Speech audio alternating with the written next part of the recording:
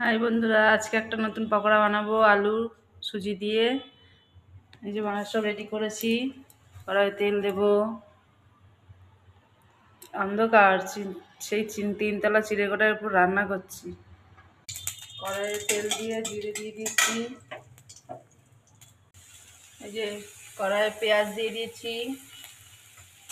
পেঁয়াজটা ভাজা ভাজা হয়ে গেলে এই দেখো সুজিটা দিয়ে দিয়েছি। সুজিটা হালকা জল দিয়ে দিয়েছি অল্প। সুজিটা শুকিয়ে নেওয়ার পরে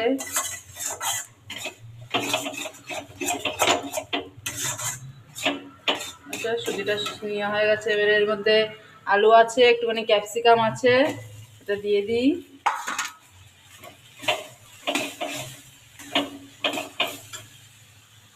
এই দেখো বন্ধুরা, এটা হয়ে গেছে। এর মধ্যে একটুখানি নুন দেবো। এই নুন দিয়ে দিই একটু। সামান্য একটু হলুদ দেবো। এই যে সামান্য একটু হলুদ সামান্যই দেবো।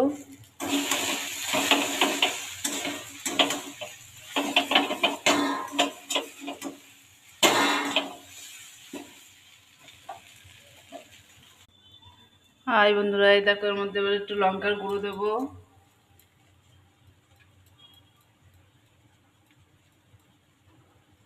অল্প একটু লঙ্কার গুঁড়ো দিয়ে দিয়েছি। এই যে কাঁচা লঙ্কা, ধনেপাতা কোচানো। আমরা ঝালটা প্রচুর খাই, ওই জন্য কাঁচা লঙ্কা ধনেপাতা এই যে কেটে রেখেছিলাম দিয়ে দিলাম। সব মিক্স করে দেবো। দেখো এই দেখো ভাজা হচ্ছে। এই যে কটা শেপ দিয়েছি দেখতে পাচ্ছ।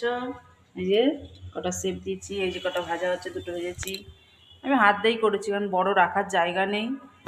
সুন্দর করে শেপ দেবো কী করে, আমি হাত দিয়ে বানিয়ে দিয়েছি। এই দেখো হাত দিয়ে সুন্দর করে শেপ দিয়ে দিচ্ছি। ভাজা হচ্ছে, একদম মুচমুচে হবে। এই যে বন্ধুরা, হাই দেখো সুজি আর আলু দিয়ে সন্ধ্যেবেলার নাস্তা একদম রেডি। মুচমুচে খাবার।